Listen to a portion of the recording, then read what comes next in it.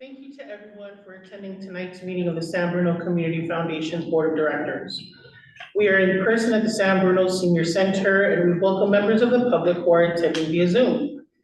We appreciate your patience if we have any technical hiccups. We ask speakers to speak loudly and clearly so that microphones can pick you up and our online guests, as well as everyone in the room, can hear you well. A couple of technical items before we get to the content of tonight's meeting. Please know that we want to hear from you. Members of the public who are at the Senior Center in person, if you would like to speak during public comment for items within the jurisdiction of the board that are not on the agenda or on any of the agendized items, please fill out one of the speaker cards that is on the table near the door.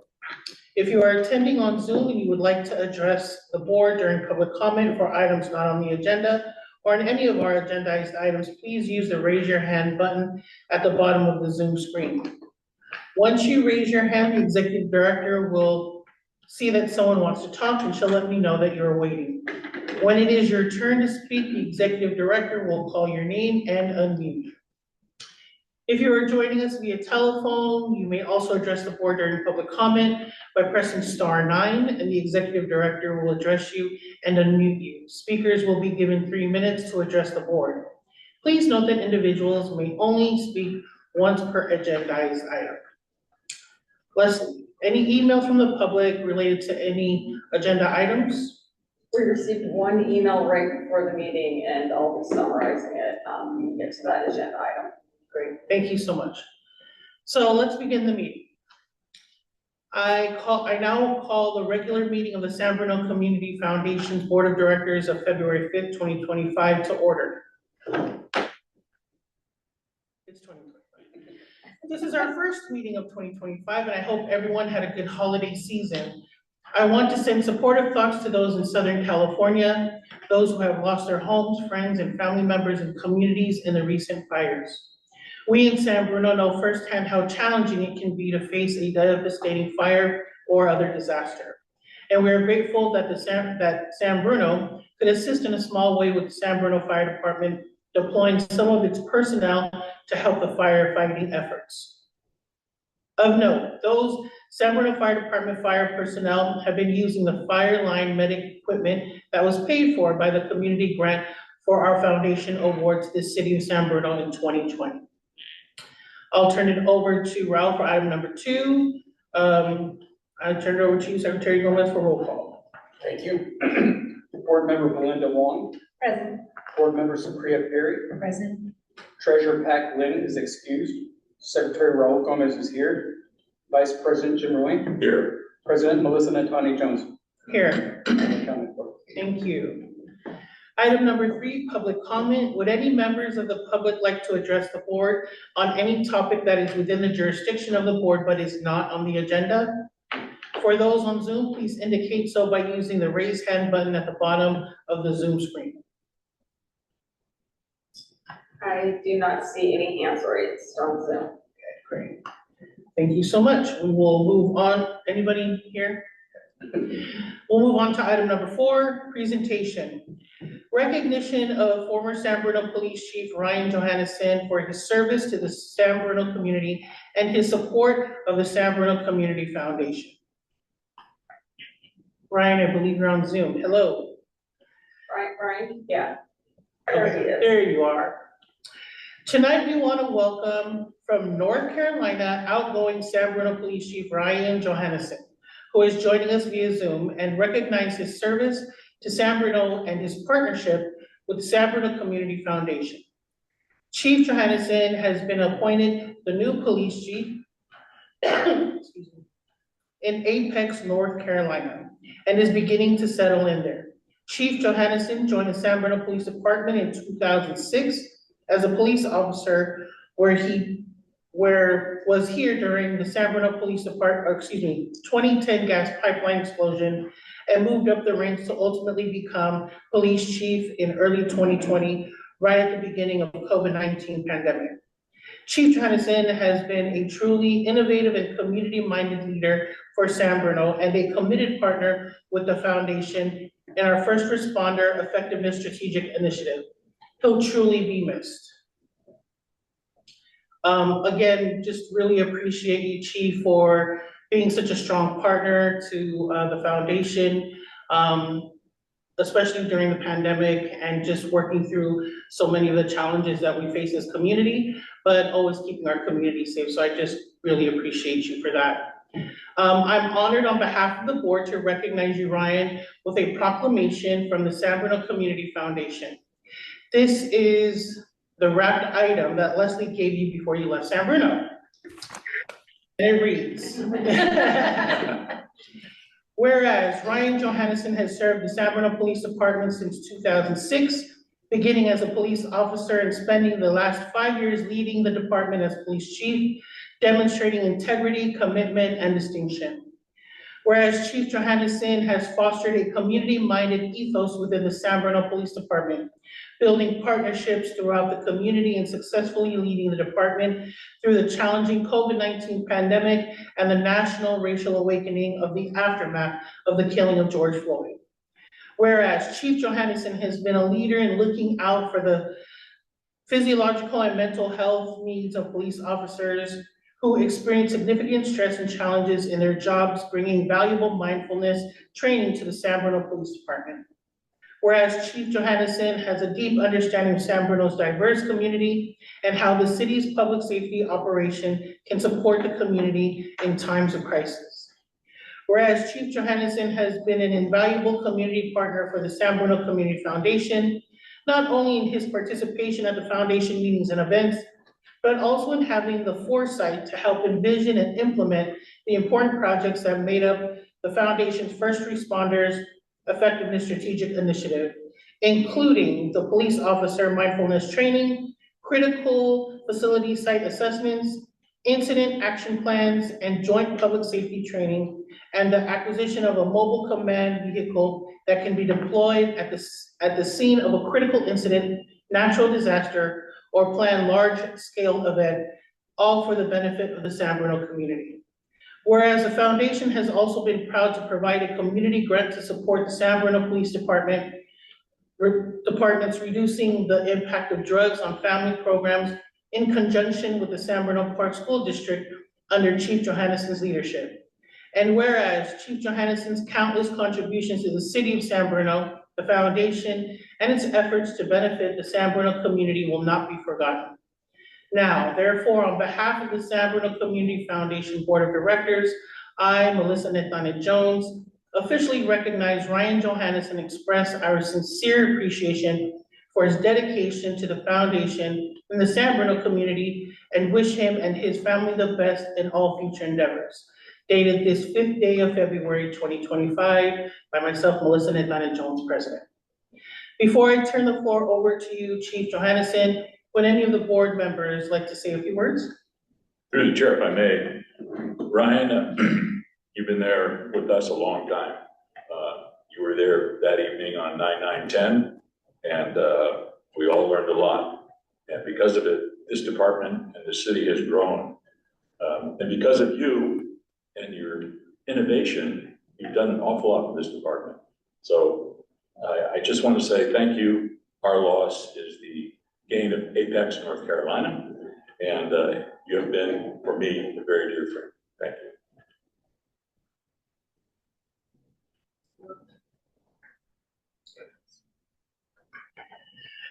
Any from the public? Nothing online. Hey, Chief Johannesson, you have the floor. Thank you so much, Melissa. And I a little bit speechless because this becomes more bittersweet with my distance from San Bruno.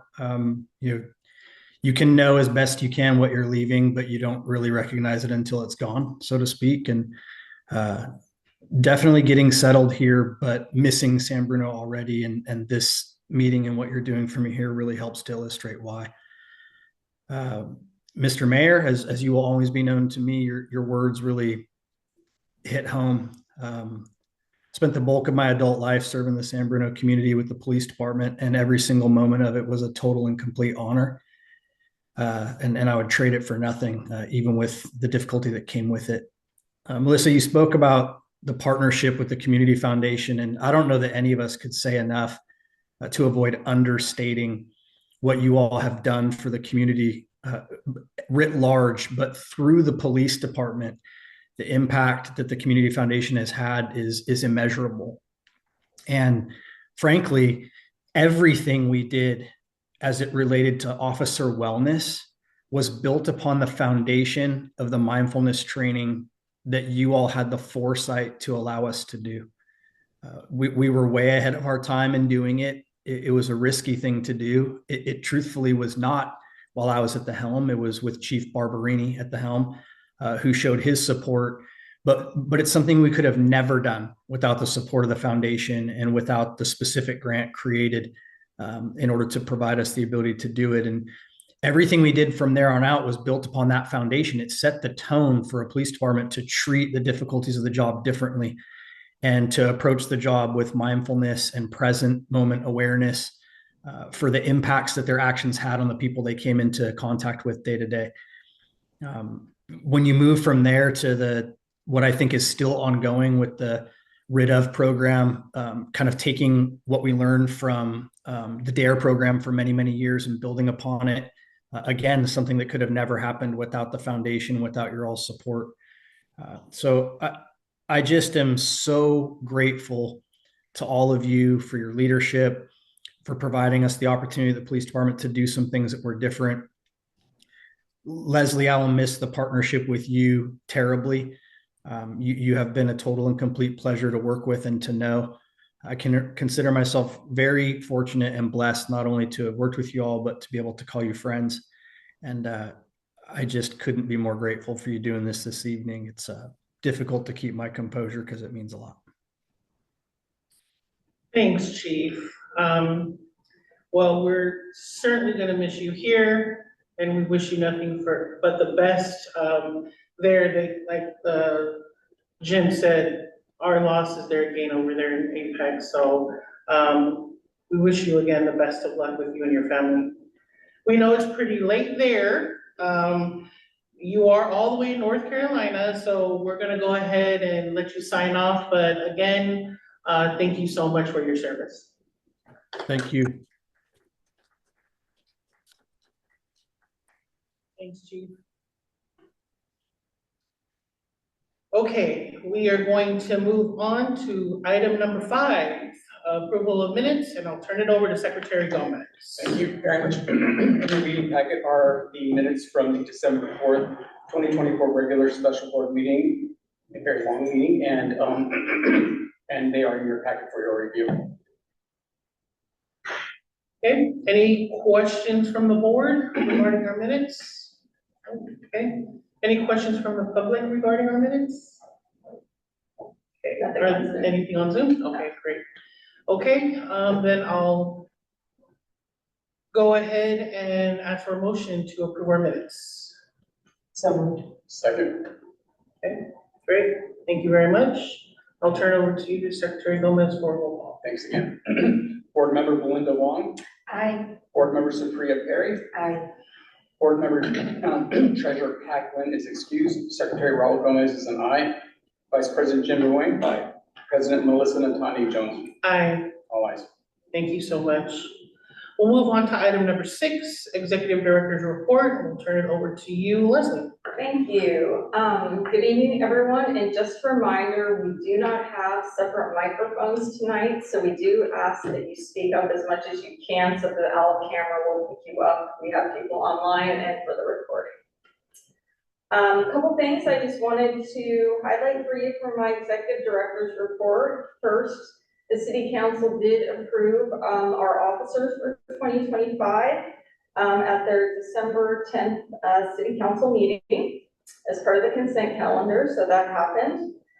Just want to remind you that you do have your ethics requirements. For those of you who have not turned them in yet, your Form 700, your conflict of interest statements, and for some of you, you have AB 1234 training. So please get those done. And thank you for those of you who have already submitted your paperwork. Want to give an update regarding the audit committee. Following our November board meeting, as you'll recall, we previewed for you a request for proposal for nonprofit audit and tax preparation services that the audit committee had reviewed. We do this under our fiscal policies and procedures. We go out do an RFP for auditors every 5 years at least. So it was 5 years, and our policies require that. So that was distributed to about a dozen Bay Area CPA firms that have nonprofit practices. We had a January 10th deadline, and the foundation received proposals from 5 CPA firms. The audit committee met on January 24th to discuss and review the proposals and next steps. The full board will be considering the committee's recommendation and select an auditor for the foundation's fiscal year 24-25 audit and tax returns at the March meeting. So we'll be getting a full report and recommendation at that time. Update on the process to replace our vacancy on the board. In early December, the San Bernardino City Clerk's Office began soliciting applications for the one opening we have on the board due to the resignation of Irving Torres last summer. And it's for the remainder of his term, which is through this calendar year. The city clerk's office, as I understand it, did receive several applications by the January 10th deadline under the city council's procedures. They will be interviewing applicants, and we at the last meeting appointed 2 members of our board to sit on that panel as permitted by their guidelines. And the city clerk's office, as I understand, is in the process of setting up those interviews to take place sometime in February. So that's where we are with that. And also just wanted to let you know, we thought actually we were going to be honoring 2 outgoing leaders from the city of San Bruno at this meeting, including Community Services Director Travis Carlin.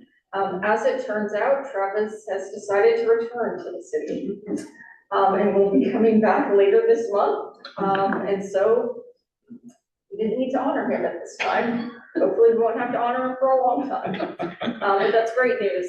Travis has been an amazing partner for us. And even though he'd only been here a short time, so much had gotten done in these last couple of years with the opening of the rack and the completion of Centennial Plaza and a number of other partnerships with the city that we've been a part of. So we're going to be happy to see Travis probably back at our March 5th meeting. And that is my report. Thank you. Any questions from the board for the ED's report? No? Any questions from the public? Anything online? I do not see anything online. Okay, great. Thank you so much, Leslie. We'll move on to number 7.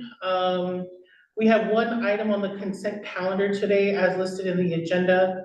Would any members of the public like to comment on the consent item? Sorry, I know I keep looking at you. Anything online? I don't see anything online.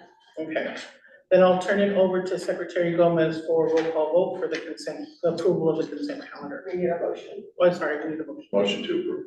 Second. Thanks. Board Member Belinda Wong. Aye. Board Member Supriya Perry. Aye. Treasurer Pat Glenn is excused. Secretary Raul Gomez is an aye. Vice President Jim Roy. Aye. President Melissa Natani Jones. Aye. All ayes. Thank you so much. We'll move on to item number 8, conduct of business. Receive report on programs, Crestmore Scholarship, Community Grants Fund, and other strategic grants. I'll turn it over back to Leslie for the report. Great. Jessica and I have been very busy since our last meeting with both community grants and the Crestmore Scholarship. This is the time of year when both programs are actually going full steam ahead. The way our calendar works, usually there's one's going, well, the other's kind of dormant, but this is the one time of the year where both are going. As you know, on the Community Grants Fund, the board approved 29 community grants at the December meeting. We have executed grant agreements for 28 of the 29. We have just one left. And we've begun distributing grant checks to the organizations. And I want to thank the board members who participated in those so far. We have a lot coming up. I think we have 5 next Tuesday alone. So we're going to be out and about in the community distributing those funds. We know that the granting organizations really appreciate our efforts to actually present the checks to them directly and to get to know their organizations a little bit better. We do have a couple more I'm going to be sending out to you that we need to fill, so hopefully some of you will be able to volunteer and help with those as well. On the Crestmore Scholarship, the 2025 cycle is in full swing. Students have begun the online application. The deadline is Tuesday, March 4th, so almost exactly a month from today. So far, Jessica has held 3 workshops, 1 in person at Cappuccino and 2 on Zoom, and she has 2 more scheduled, both in person, 1 for high school students at Cap, and another for community college students at Skyline. We've assembled the selection panel, and they'll be ready to start their work after we receive all the applications. Just wanted to flag one thing for you. We have heard that students and families some may be reluctant to apply for either FAFSA or the California Dream Act application due to immigration concerns under the new administration. Typically, we do ask them to fill out one of those so that we have financial need information that allows us to evaluate them.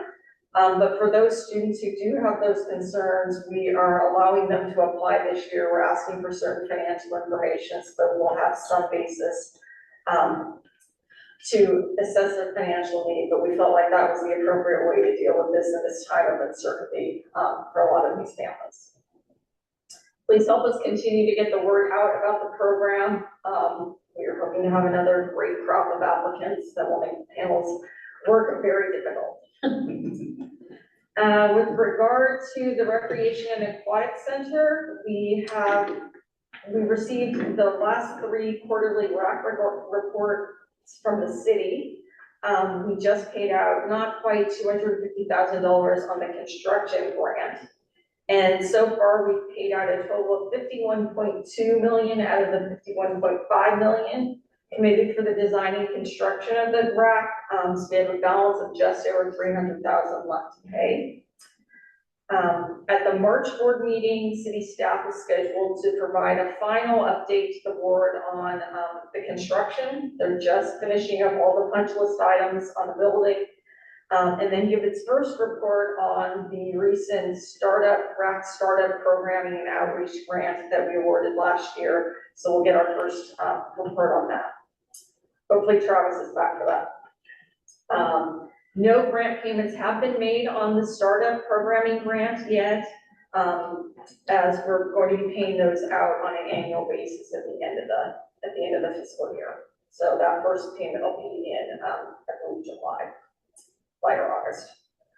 With regard to the downtown beautification grant, as you know, we awarded the city $350,000 for a series of downtown beautification projects. The city is moving forward with the various components of the projects, except as they reported last year on the marquee sign, because under the transit corridor plan, they're going to be reconfiguring the southern end of San Mateo Avenue, so it doesn't make sense to put up the sign until they've done that reconfiguration. The process is going a little slower than they anticipated, so we are in the process of amending the grant agreement to extend the grant period to the end of 2025. I believe the banners, I don't know if the first set are up on the poles yet, but they should be soon if they aren't already. With regard to the Crestmore Fields grant that the board approved at our last meeting, that's a $3.4 million for phase 1 of the Crestmore Fields project to the city. In mid-January, the San Bruno City Council formally accepted the grant and authorized the city manager to execute the grant agreement, which we then did. That grant period runs through the end of 2026. That's when they hope to have the fields completed. The city will be submitting quarterly reports beginning in July of this year, and then we'll be making quarterly grant payments based on what they've reported. It's on a sort of reimbursement basis. So no funds have gone out on that grant yet as well. With regard to the Narita Sister City grants, we awarded 2 grants at the last meeting, one to the city and one to the San Bruno Education Foundation. In January, we executed both grant agreements, and we have dispersed the year 1 grant. It's a 3-year grant. We dispersed the first year payments of $35,000 to the Education Foundation and $15,000 to the city. So those both went out at the very end of January. San Bruno will be hosting this year's delegation from Narita during the last week of March. And the city, the Education Foundation, and the school district are working on the itinerary and plans for the delegation during that week.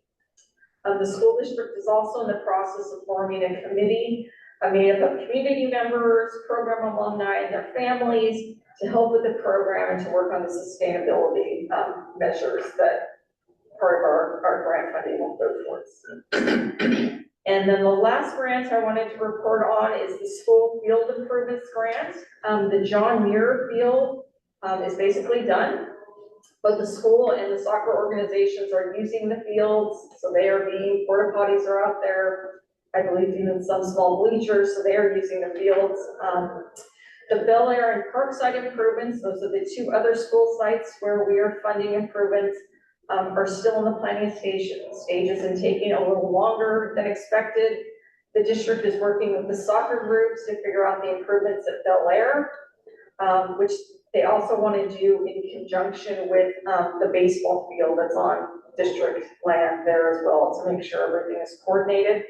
The Parkside field improvements will primarily benefit the softball fields, and they're working with the youth softball organizations to coordinate those improvements. So we hopefully in the next few months we'll be hearing more about those grants as well. That's what I have on the program front tonight. Okay, thank you, Leslie. Are there any questions from the board? Any questions from the public? Anything online? I do not see any hands raised on Zoom. Okay, thank you, Leslie, that's a report only. And unless there's no further comments from the board, that concludes reports on programs. And we'll move on to item number 9. Study session, conduct strategic planning discussion on post-RAC program and investment strategies, including potential legacy projects, adopt the resolution creating and appointing members to an ad hoc committee on strategic planning, and provide direction to the ad hoc committee and staff regarding potentially revising such strategic strategies and further deliberations. So tonight, the board will continue its strategic planning deliberations, which we put on pause about a year ago as the RAC project still wasn't completed, and we wanted to see the outcomes of November 2024 election, which included a bond measure for the city of San Bruno. This study session is a restart of these deliberations to confirm where we left things at the end of our last discussion, and to create new ad hoc committee that will help us move the strategic planning process more productively. We have 3 main goals for this study session, as Leslie outlined in just a minute. We want the board to first discuss the post-RAC scenarios the board has been discussing and confirm that it is still primarily focused on 2 of the options. Second, consider a resolution creating an ad hoc committee on the strategic planning. And third, as appropriate, provide direction to the staff and the committee on the next steps in the strategic planning process. No final decisions about the foundation's post-RAC strategy are being made at this meeting. This session is really to restart our discussion so that we can move forward and engage with possible community partners to figure out our options moving forward. I'll turn the time over to our executive director to start off tonight's discussion. Leslie. Thank you. So I'm just gonna do a brief presentation just to make sure everybody's on the same page to kick off our deliberations here. As the president said, we've got three main goals for this evening. It's been about a year since the board had similar strategic planning discussions. And then we decided to take a break and a pause to let the results of the November election unfold and see how that might affect the city's plans to do some bigger projects that we might be interested in investing in. So we're starting our strategic planning deliberations tonight with the goal of continuing these deliberations through the spring or longer if needed, but hopefully make good progress this spring in order to make plans for the next fiscal year. As we are nearing the end of the RAC payments, which is sort of what we were considering the trigger point for the post-RAC era for the foundation. So we're gonna, as we said before, discuss and confirm that the board is still primarily considering options 1 and 2, and I'm gonna go through those very quickly in just a moment. And discuss sort of the board's current thinking on those options. Then we'll have the board consider the resolution creating an ad hoc committee on strategic planning that will take the lead in driving the board's deliberations moving forward. And then also if the board would like to give any further guidance and direction to the committee and staff as we move forward. So just wanted to give you a snapshot of all of the community investments we've done since basically the beginning of the foundation. We took possession of the restitution funds in 2016. That was $70 million. We've given out $1.5 million in Crestmore scholarships, $2.6 million in community grants, $51.5 million for the design and construction of the RAC, and then almost $10 million for other strategic grants. So by the end of this fiscal year, because that includes actually the Crestmore scholarships we're gonna give out this year, we'll have invested back into this community more than $65.6 million, which I think we should feel very good about having done over the past 8 years. Even with those outlays, our net assets at the end of 2024 was sitting at about $27.7 million. The liabilities built into that didn't include some of the most recent grants because we record those once the grant agreements are executed, which didn't happen until January. So there are some significant grants and other outlays that have not been recorded in that 27.7.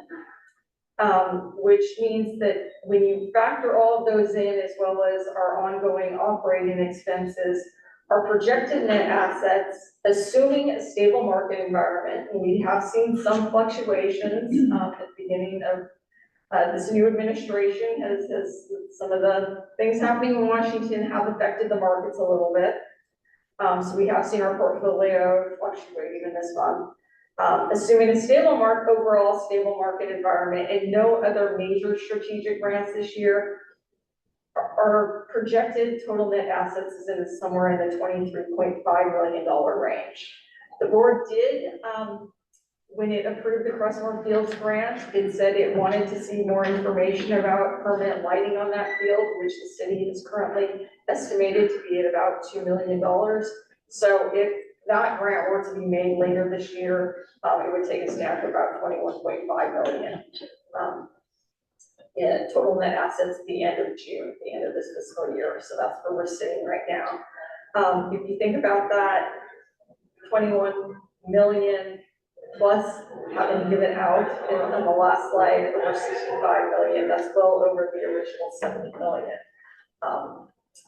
that we were originally granted. The three scenarios, just to refresh your memory, that the board has been considering, the first one is to spend all of the remaining money in the near to midterm on 1 to 2 larger legacy projects, sort of RAC-like significant projects. The second scenario is to spend down the remaining funds over some set time period, say 10 to 25 years, with a target annual, sort of a consistent targeted annual payout. And then there's the endowment model where the foundation lives on in perpetuity, basically just spending a portion of the investment income and maintaining the corpus. So those are the three options that we've been looking at.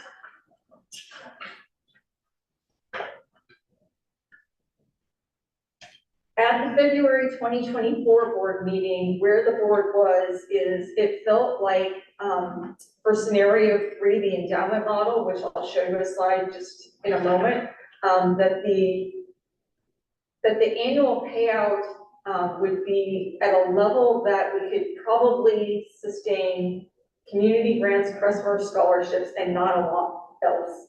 And so the board felt that that was probably not the most useful, the most beneficial use of the foundation funds to benefit the community, and really wanted to focus on the first two options, option 1 and option 2. So as I said, this was option 3, the quasi-endowment last in perpetuity scenario. It would result in a relatively modest annual payout to support the foundation's programs and operations in order to maintain the purchasing power of the corpus. As you can see, if we're somewhere between the $20 and $25 million mark, it's going to be between $700,000 and $900,000, say, just to ballpark it in the $800,000 range. That would be our annual operating budget. Given that we give out, community grants and scholarships combined almost $500,000, when you add expenses, it doesn't allow the foundation to do much else beyond those two things. So this foundation's been looking at scenario 2 and scenario 3. Scenario 2 again was to project over a spend down over a longer time horizon with sort of a consistent payout. These numbers, as just to refresh your memory, our partners at Sandhill Global Advisors ran these numbers for us based on the sort of likely growth of the corpus as you're investing it over time as well. If we're looking at, again, between $20 and $25 million as our starting quasi-endowment size, if we were looking sort of in the 20-year time horizon, which is what the board had looked at before, you're going to get somewhere in the $1.5 million range is probably where our annual payout would be, which is definitely more than $800,000 a year, but still not a ton when you look at sort of our spending over the past 8 years, and really limits the ability to do strategic grants, beyond some sort of moderate sized ones. You couldn't consider a Crestmore Fields type project or anything with this level of budget. So then the board had also indicated a willingness to look at scenario 1.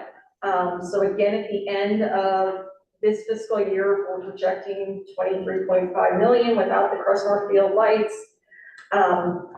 I would say we would want to set aside probably $5 million of that amount to make sure we've got enough for operations for anything else that might come up. It doesn't mean at the end of a legacy project you couldn't then add that back into it, but I think it would be prudent to allow enough of a cushion of about $5 million, because this project, as we saw with the rack, even if the board agreed on some sort of legacy project, it's not going to be done in a year. It's going to be done. Any kind of major construction project is going to take a number of years. The foundation will need to keep going during that time. We also do have a number of grants that are still active right now that have to get paid out over the next few years, as well as scholarships, because our scholarships are 4-year commitments for the high school to 4-year students. So we will still be paying out grant payments and making good on those liabilities over the next few years as well. So really, we've got to decide, though, if the board wants to explore scenario 1, what might a potential legacy project or two B that the foundation would be interested in investing in. Because the scenario is really only viable if we do have a project to invest in. And what's a little different this time compared to the RAC is if we've got in this sort of 18 to $20 million range to be able to invest in another one or two significant projects, it probably isn't going to fund the entire project, unlike with the RAC where the initial thought was that our original $50 million commitment would fund the building, and that allowed us to kind of push the city to do that. This time, we would need to have a community partner probably willing to put in some of its own funds to make that project happen, just because of how expensive construction is in the Bay Area right now. So we do not need to have a willing partner. In November, San Bruno voters passed Measure Q, which is a general obligation bond to raise $102 million to fund capital expenditures in 3 specific areas in the city.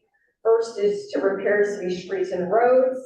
Second is to repair stormwater infrastructure. And third is to upgrade fire stations.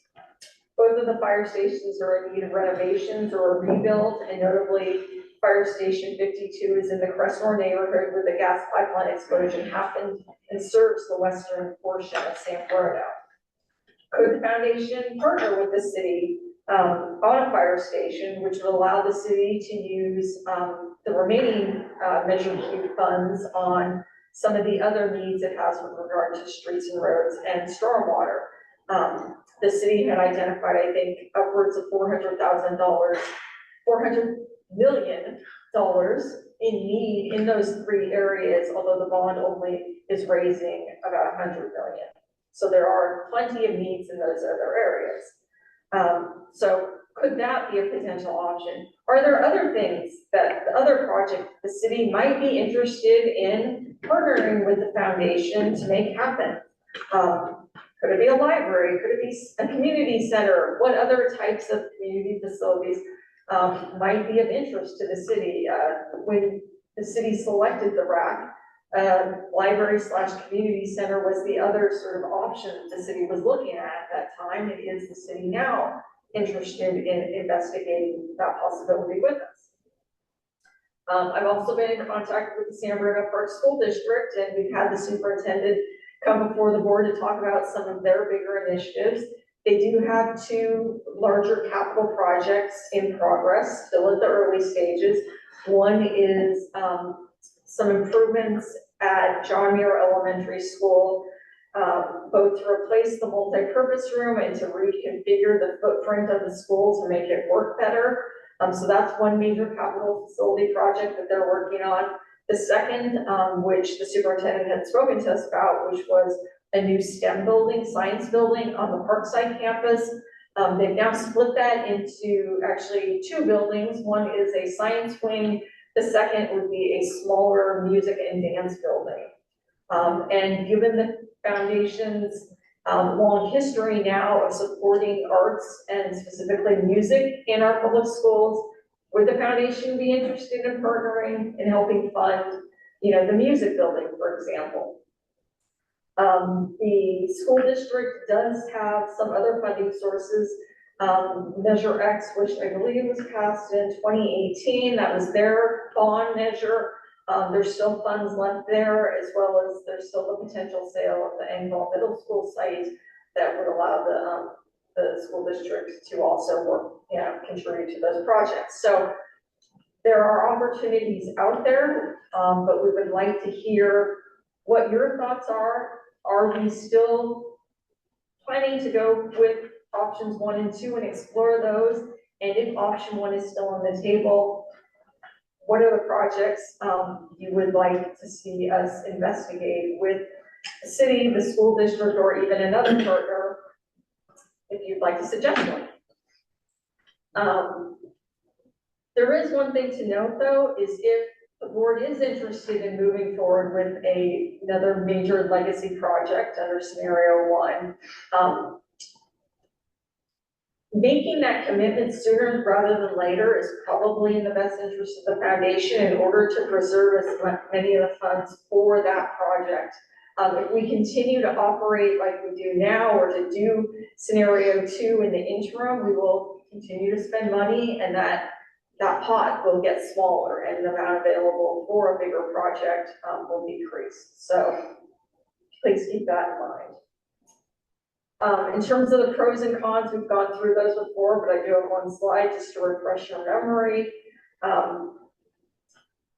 Under either scenario 1 or 2, if the foundation were to spend all or most of the remaining funds, either in a short term or over a more extended period of time, there would be a possibility of the foundation continuing to exist. But it might look a lot different. There would need to be efforts made to replenish our resources, and that would be a very different organization than what we are today. And it could even include forming a more traditional community foundation as a standalone nonprofit, like the way you see most community foundations in other places. So back to the goals of tonight. Want to give it back to you to discuss and confirm that the board is still primarily interested in options 1 and 2, and if so, what interests you within those, and how do we move forward? And then we will have the board consider the resolution to create the ad hoc committee. Great. Thank you, Leslie, for sort of refreshing our memory in terms of what we were discussing this time last year, and what we're tasked to do this evening. So before we get into the discussion, are there any questions of clarity that we want to ask Leslie in terms of what we just heard in the presentation? No? Awesome. Okay. Well, then I want to be able to open up this for discussion in terms of our goals for this evening. I guess the leading question that I might have for all of us to discuss and talk about is, are we still primarily considering option number 1? And number 2. So number 1, spending down the remaining funds to a near to midterm on 1 or 2 legacy projects and winding down all other programs. Or number 2, spending down the remaining funds over a set period of time with a target annual payout.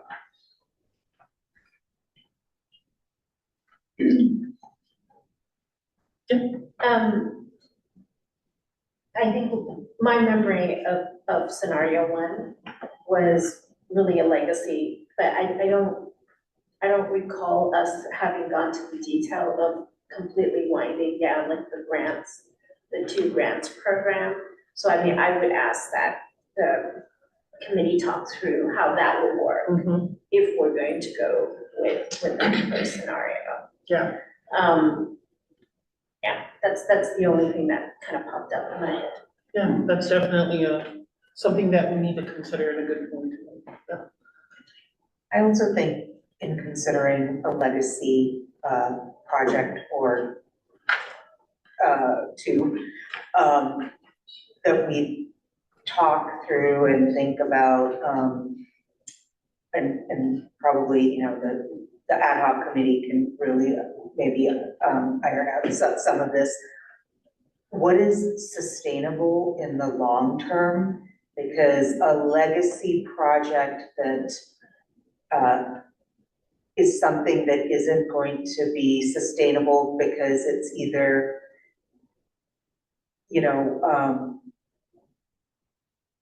doesn't have the funding to sustain itself, or is too large of a space or a project or a revolving expenditure, will erode, I think, what we're trying to do in terms of the legacy project. So I think, thinking about whatever this project may be, how is it going to continue to really exist in the community?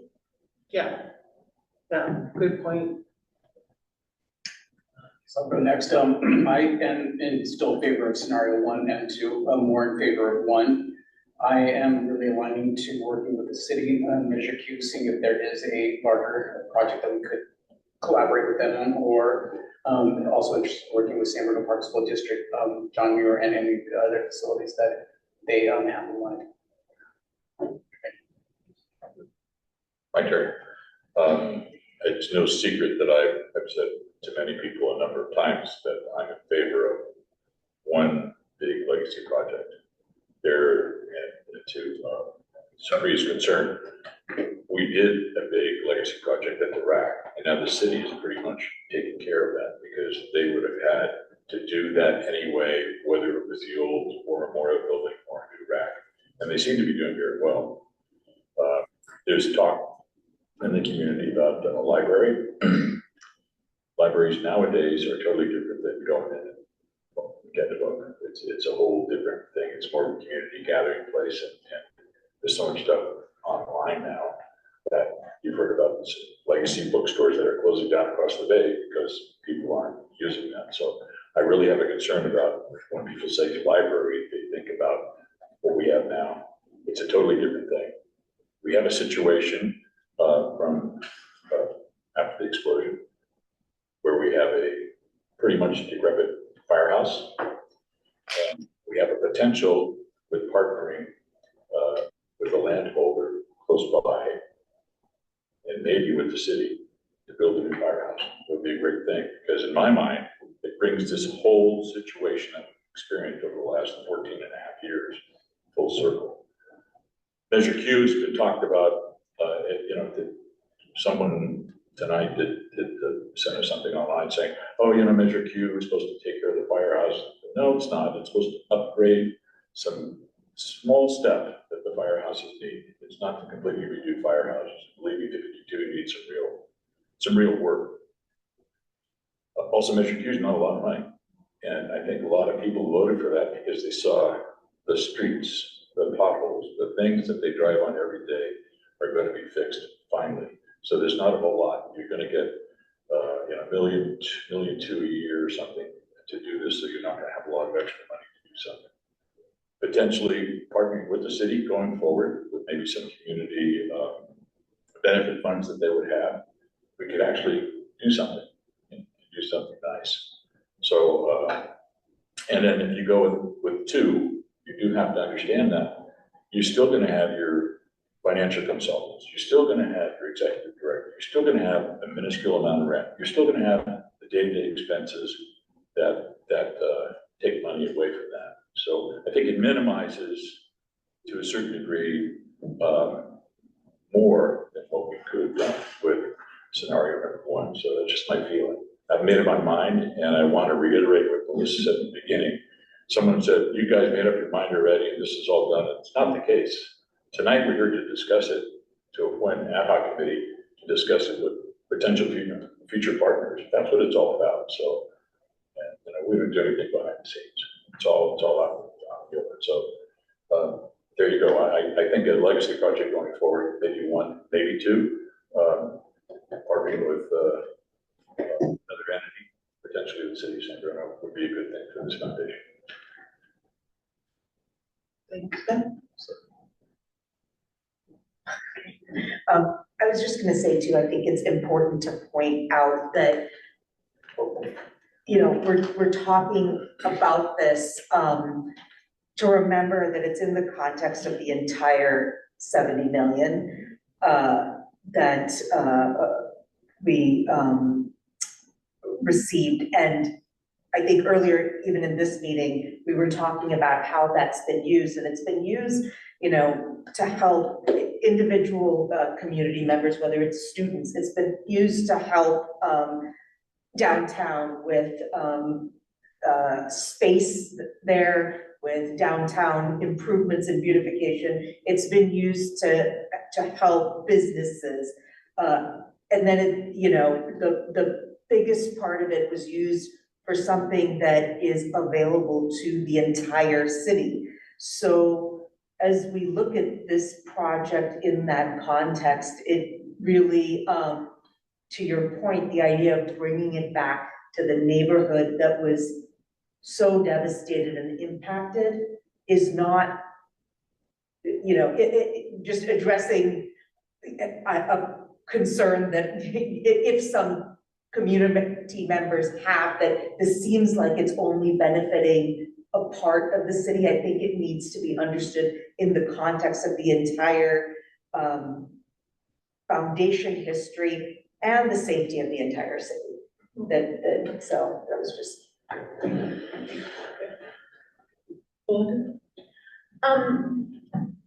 I think, since you referenced reading through the public comment, that came in today, I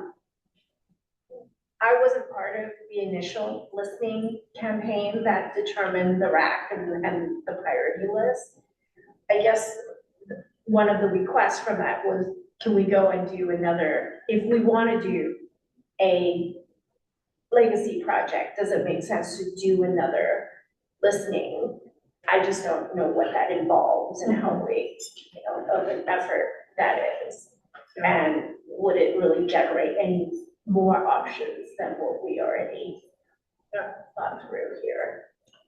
That's fine. I don't think that another, I just Go ahead, want to sorry. point out that you might, for the benefit of the public, take public comment now before you continue your discussions and any motion, and then your deliberations can be informed by the public comment, especially considering there's some reference to public comment that some people have seen hard copies of at the meeting, but people Sure. online might not have received. Thank you, Heather. Yeah.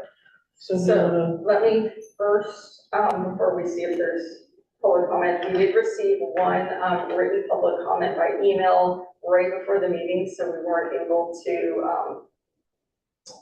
send it to you beforehand and to post it. But I had enough time to just make copies. And I'm just gonna briefly summarize it here. There is a copy also on the table for any member of the public present.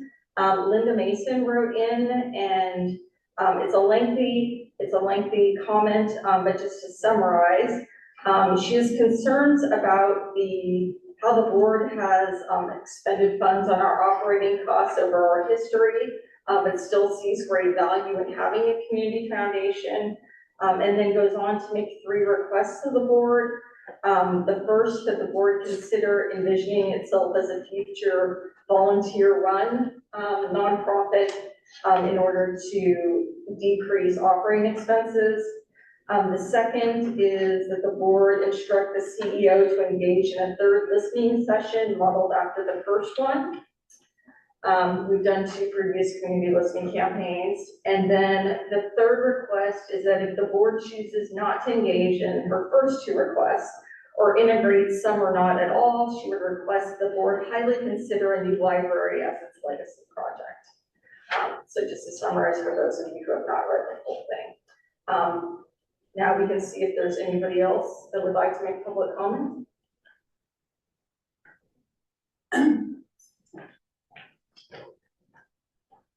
Hi, good evening, everyone. Heather Latta with the San Bruno Education Foundation. First, thank you for having this session and making it public as you make all your sessions. But it's nice to be able to see the discussion and the direction that you have. So I had 3 points for you to consider as part of your discussion.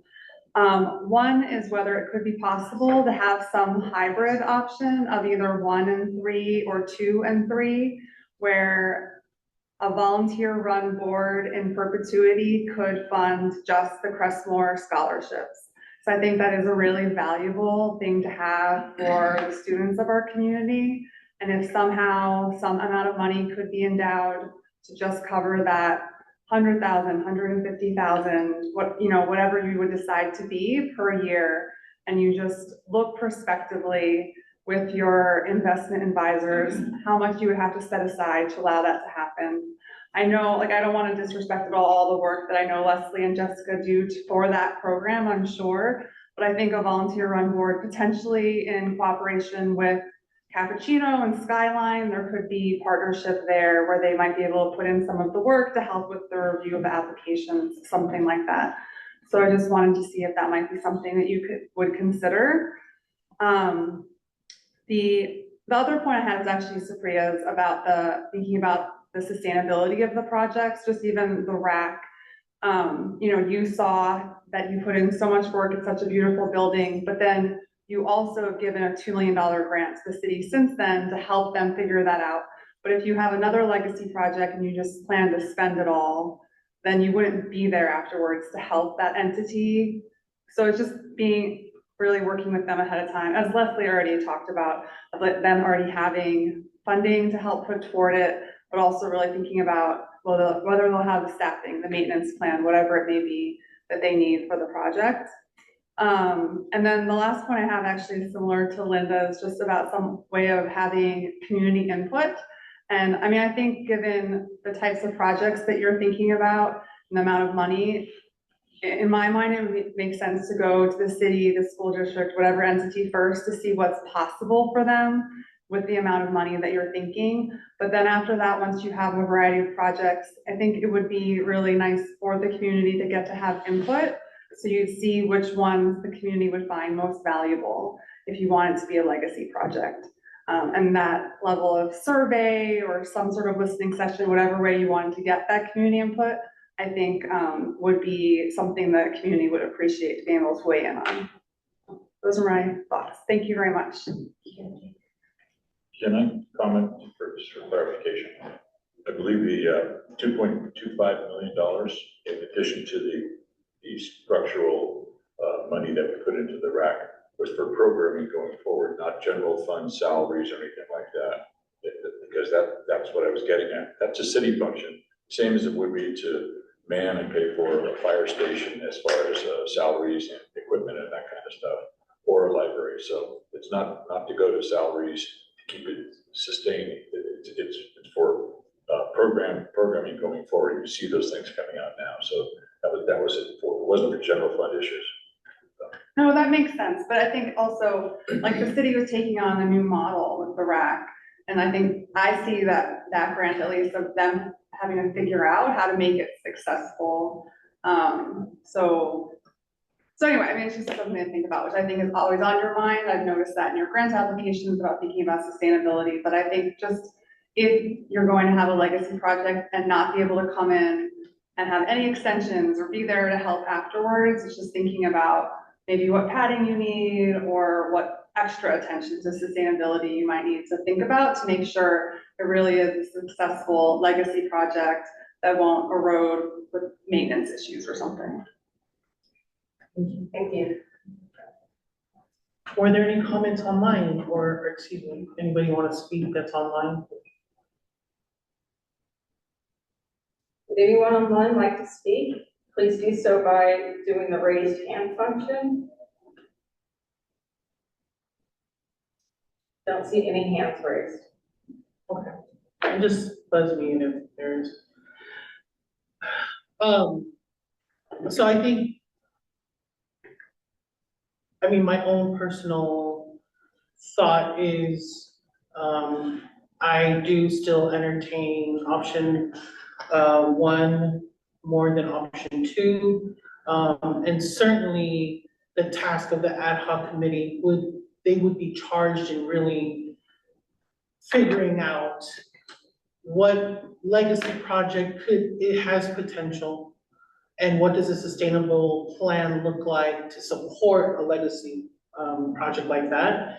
And I think we learned a lot from the RAC. And so I think we can do a little bit better job in sort of managing sort of that and what expectations might be there. And also, you know, two is also still viable in the sense of it depends on what it is that we're doing, right? And that also would be tasked for the ad hoc committee to really figure out if there is something that we want to continue to do, whether it's the scholarships, the community grants, how long will we do it, and what would be the amount that we would start to distribute, right? And how long will the foundation be in existence to be able to continue that program? So I think that that's a lot of good, that the thinking of this group is really helping to sort of formulate sort of some tasks, not just for Leslie, but for the ad hoc committee to really consider, right? I think a legacy project that could really benefit the community as 50 years from now is sort of my jam. I would like to see something that is sustainable and strong and that can continue to serve the community. And so we've done a lot of things in our portfolio. But for me, a legacy project would mean that it would be able to help offset costs that the city would not be able, not never, sorry, let me take that back, would not be able to actually do. But if perhaps a small portion and this is just, a thought, if Measure Q is going to support, if there's a portion of it that's going to support a fire station, and then we contributed 20 million to that, could that be something that would just really help that project come to fruition? And of course, the city has to consider all of its priorities and how that they would sustain that. But if we're being real, there's just a lot of things that would need improvement in the city of San Bruno, and that the city of San Bruno cannot do at this moment and may not be able to do moving forward. And I would love to see us use the funds of the foundation to be able to make something like that happen, like the rack. You know, that's been, I've lived here all my life, which is, almost 50 years. And without the foundation support to rebuild the rack, I don't know that it would have been able to accomplish or achieve something that is there now. So that's just where my mind is. I love the idea of a fire station. That's just me being transparent. For me, it feels really full circle. And I'm also a real big fan of making a library happen. I think that that's, again, something that could continue to serve the community, right? I just also want us to be really mindful that all of these things don't happen overnight. There's a long process, there's assessments that need to be done, the city has to do their part, and as funders of a potential project, we kind of have to sit and wait, right? So that's another thing that we consider is the timeline and the time horizon of us continuing to support potentially a legacy project, or to just run the organization in scenario 2 of really figuring out what it is that we want to do and how long we want to do it for. So all that to say, I just love that we're all thinking, and I welcome many different perspectives, because that's the only way that we can really do a good job and not do a disservice to this funding. And also really grateful that we have someone from the community that can come and share, and also appreciate the letter that we received right before, because these are the types of things that we need to have. If everybody agreed and it was lovely, great, cool, we can move on, but we do have to think differently, especially it's a lot of money and there's a lot of need. So how do we sort of support the idea of making this the final amount of money continuously to be beneficial for the community, right? So back to our, I'm sorry, is there any other comments or any Yeah, discussion? just Sure. one other thing, while we're talking about this, that would be interesting for the ad hoc committee to maybe look into. With something, for example, like the library, maybe finding out, not a full-scale construction or reconstruction project, but are there ways that we could invest funds into the library? I mean, my kids have always enjoyed a public library, and yes, part of my, as a parent of young kids, part of my attraction to it is that, sadly, to your point, Jim, it is a dying breed, but still something that in a community really does give people a sense. So short of having to do something huge, it would be interesting to at least look at some smaller some smaller opportunities to do some work. Any other thoughts? Well, a lot to decide, and I also just want to remind us that as we are deliberating, that anything that we do really has to be in partnership with the city, right? And so we work off different schedules, and discussions need to be made, because we also need to see where they might have some interest in developing or rebuilding, that way, that we can also consider that, as we're trying to deliberate what's the best for the foundation's future. So I haven't heard anyone say bring back number 3, so I think we can still keep that in the process of elimination. And then confirming that 1 and 2 is still the options that we want to consider. Yeah, that's good. Okay, awesome. Thank you. And then the second one is to create an ad hoc committee on strategic planning. Does that feel like the right direction for us to be able to continue to have these discussions? Okay. So the functionality of an ad hoc committee would be to do what we're hearing tonight from everybody, is to consider that, work with the city, and then we would give reports at our board meetings to ensure that everybody's still on the same page and the progress of that. So are we all agreeing that we need to create an ad hoc committee? Yes, so there's a resolution before the board. Yes. I move to create an ad hoc committee for this purpose. I second. I never get to motion or second anything. Sorry. So next time, can I just go second? Okay, thank you.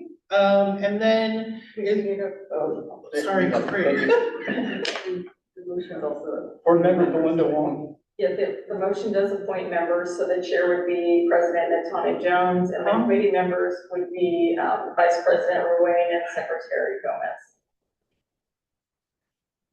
Is that okay with you? Sorry. I'll do roll call. Board member Belinda Wong. Aye. Board member Supriya Perry. Aye. Treasurer Pac Lynn is excused. Secretary Raul Gomez is an aye. Vice President Jim Ruane. Aye. President Melissa Natanya Jones. Aye. All ayes. Thank you. Congratulations to the new ad hoc committee on strategic planning. And then we'll move on to the next item, provide direction to committee and staff on next steps. So I would just suggest that the ad hoc committee, that we start to plan when we can meet. So Leslie, if you could start to coordinate that with the 3 on the committee. And are there any other next steps that you would like to direct the staff to do on behalf of this particular item?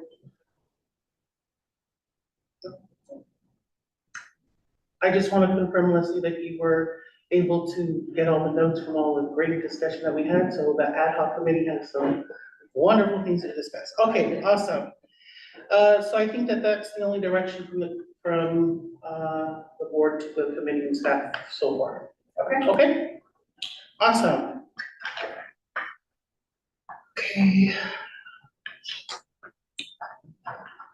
Item 10. Huh? Item 10. Item number 10. Would any board members like to make a comment?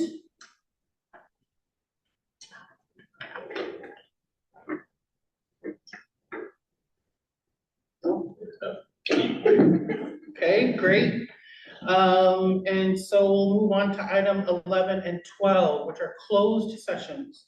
The next 2 agenda items will take place in a closed session. The first item is a public employee performance evaluation pursuant to Government Code Section 54957 for the executive director.